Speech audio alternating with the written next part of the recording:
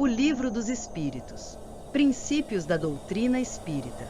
Sobre a imortalidade da alma, a dos espíritos e suas relações com os homens, as leis morais, a vida presente, a vida futura e o porvir da humanidade, segundo os ensinos dados por espíritos superiores com o concurso de diversos médiuns, recebidos e coordenados por Allan Kardec.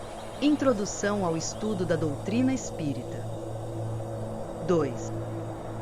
A outra palavra acerca da qual importa igualmente que todos se entendam, por constituir um dos fechos de abóbada de toda a doutrina moral e ser objeto de inúmeras controvérsias, a míngua de uma acepção bem determinada. É a palavra alma. A divergência de opiniões sobre a natureza da alma provém da aplicação particular que cada um dá a esse termo.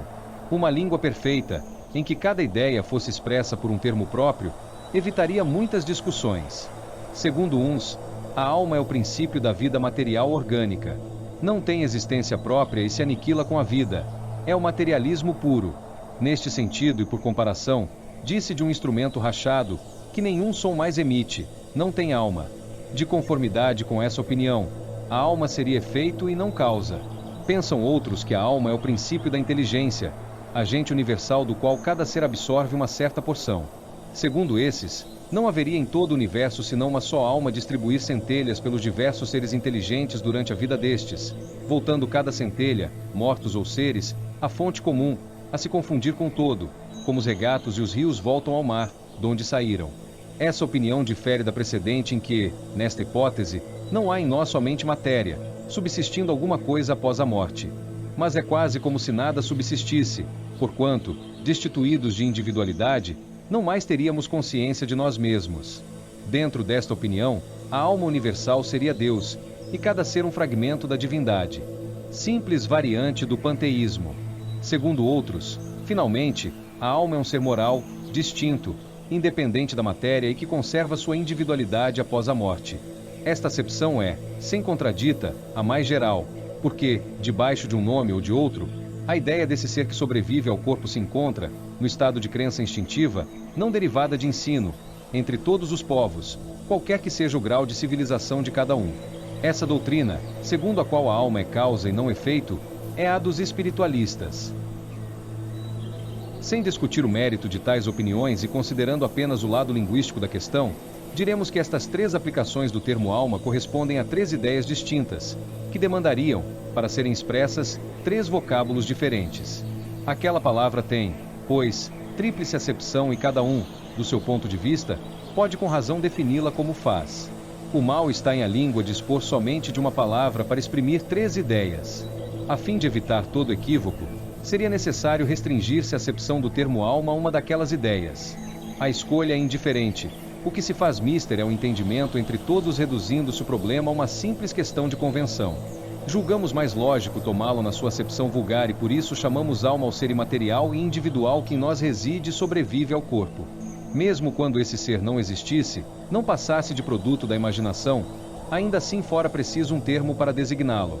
Na ausência de um vocábulo especial para a tradução de cada uma das outras ideias a que corresponde a palavra alma, denominamos princípio vital o princípio da vida material e orgânica, qualquer que seja a fonte de onde promane, princípio esse comum a todos os seres vivos, desde as plantas até o homem.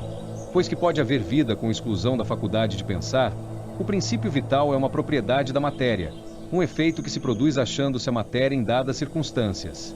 Segundo outros, e esta é a ideia mais comum, ele reside em um fluido especial, universalmente espalhado, do qual cada ser absorve e assimila uma parcela durante a vida, tal como os corpos inertes absorvem a luz.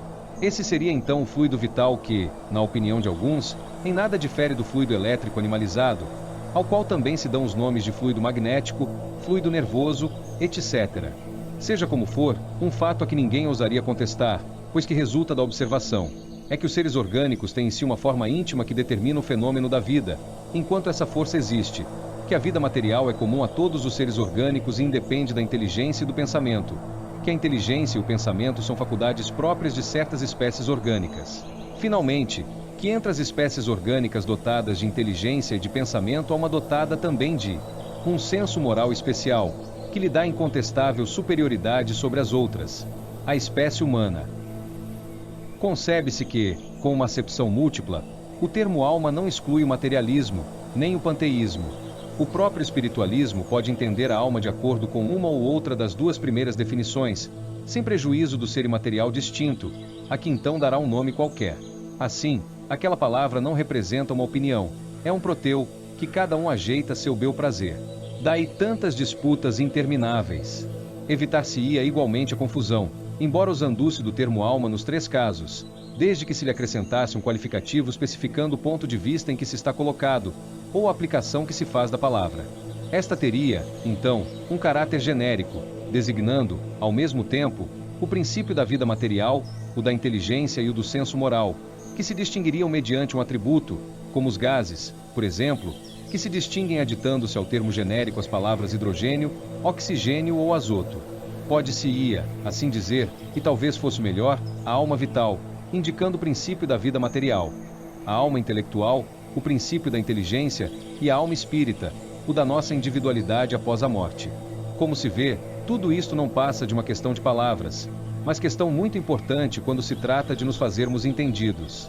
De conformidade com essa maneira de falar, a alma vital seria comum a todos os seres orgânicos, plantas, animais e homens. A alma intelectual pertenceria aos animais e aos homens, e a alma espírita somente ao homem.